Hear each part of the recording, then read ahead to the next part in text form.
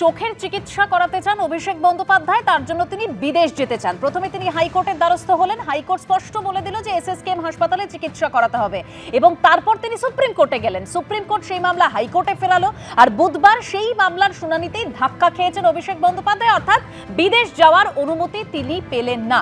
আমি এখান থেকে স্বপনদার কাছে আসতে চাইবো। স্বপনদা, আমাদের এখানে তো অর্থাৎ এ রাজ্যে তো অনেক সুপার স্পেশালিটি হাসপাতাল আছে, অনেক চিকিৎসক আছেন, বিশেষজ্ঞ রয়েছেন, তারপরেও অভিষেক বন্দ্যোপাধ্যায় চোখের চিকিৎসা করানোর জন্য বিদেশ যেতে এত মরুয়া কেন? পশ্চিমবাংলায় 10 কোটি মানুষ বাস করে, আর 10 কোটি মানুষের চিকিৎসা এই পশ্চিমবাংলার মাটিতেই হয়, পশ্চিমবাংলার হাসপাতালগুলোতেই হয়।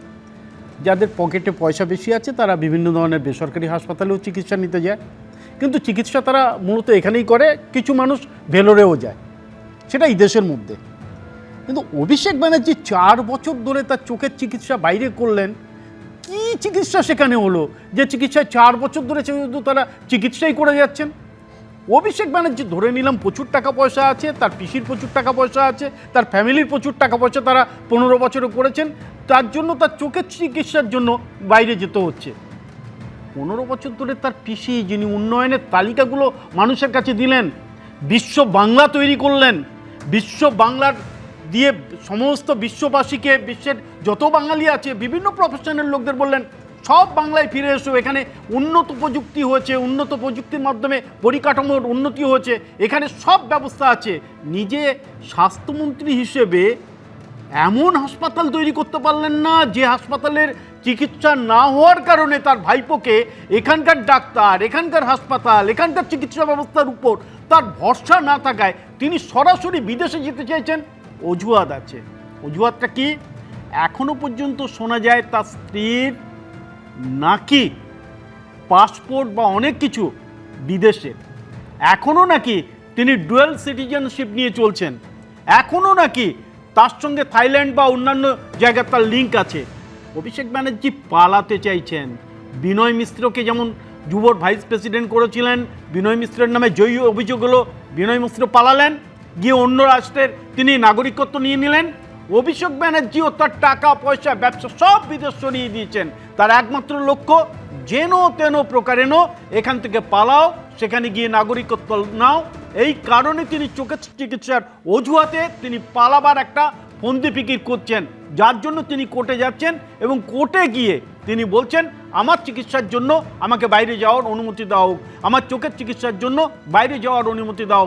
বিশ্বের অন্যতম আই হসপিটাল ভারতবর্ষে আছে, বিশ্বের অন্যতম বিভিন্ন জায়গার এশিয়ার বিভিন্ন দেশের লোক সেই সব চক্ষু হাসপাতালগুলোতে তারা যায়, সেখানে গিয়ে তারা চিকিৎসা করায়। বিশ্বের বিভিন্ন দেশের লোক এখানে চিকিৎসার জন্য আসে। তাহলে আমাদের অভিষেক ব্যানার্জি কোন যুবরাজ না মহারাজ না যমরাজ কি আছেন তিনি?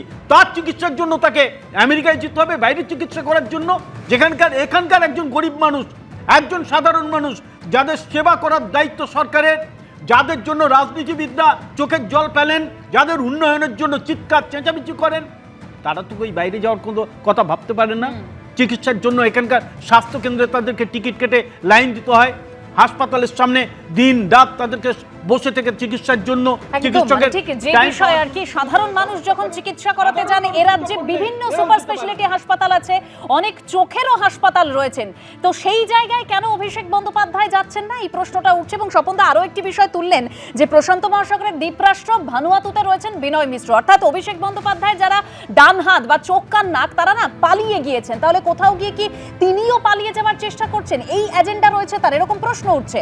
স্বপনদা যেরকম বলছেন, আমি তৃণমূল কংগ্রেসের প্রতিনিধি অনির্বাণ বন্দ্যোপাধ্যায় ফোনে রয়েছেন আমাদের সঙ্গে, আমি অনির্বাণের কাছে যাবো। অনির্বাণ, মানে হাইকোর্ট আদালত যা নির্দেশ দিয়েছে যে এসএসকেএম হাসপাতালকে একটা মেডিকেল বোর্ড গঠন করার, তারা যদি রিপোর্ট দেয় তখন যদি দেখা যায় যে তখন অভিষেক বন্দ্যোপাধ্যায় তিনি বাইরে যেতে পারেন, তাহলে অভিষেক বন্দ্যোপাধ্যায় সেটা মানছেন না কেন? তাহলে তিনি আবার সুপ্রিম কোর্টে কেন গেলেন? একজন মানুষ তার চিকিৎসা কোথায় কাকে দিয়ে করাবে সেটা কি সংবাদ মাধ্যম এবং তাদের মালিক বিজেপি ঠিক করে দেবে? আজকে বিজেপির 12 বছরের ওপর তারা সরকারে তাদের প্রতিনিধি যখন প্রশ্নের উত্তর দিচ্ছেন তার মধ্যে 4টে শব্দ আর 14টা নাকি। এই যে পাসপোর্ট কার্ড দুটো আছে, কার 5খানা সিটিজেনশিপ আছে, কে কবে বিদেশে গেছে, গিয়ে কোথায় কি খাবার খেয়েছে, এই প্রশ্নের উত্তরে উনি সরকারি দলের প্রতিনিধি হয়ে নাকি নাকি করছেন কেন? ওনারাই তো সরকারে আছেন। আজকে বিজেপি যদি পালিয়ে গিয়েও থাকে, তাকে পালাতে দিলেন কেন? সরকারের কাছে আপনারাই ছিলেন, আপনারাই আছেন। স্বরাষ্ট্র মন্ত্রক আপনাদের, বিমান মন্ত্রক আপনাদের, যাবতীয় নিরাপত্তা ব্যবস্থা সব আপনাদের হাতে।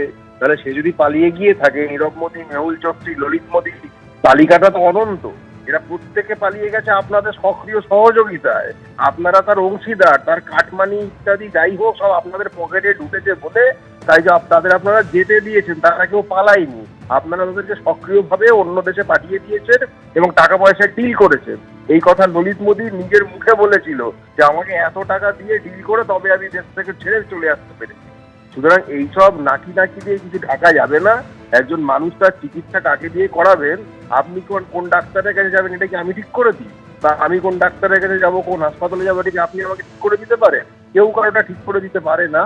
এখানে সংবিধানের আর্টিকেল 19 যে অধিকার দিয়েছে একজন মানুষ, তার মতো করে চিকিৎসককে তিনি নিশ্চয়ই বেছে নিতে পারেন। সে এখানে থাকবে না, আমেরিকায় থাকবে না, আইসল্যান্ডে থাকবে, সেটা একান্তই তার।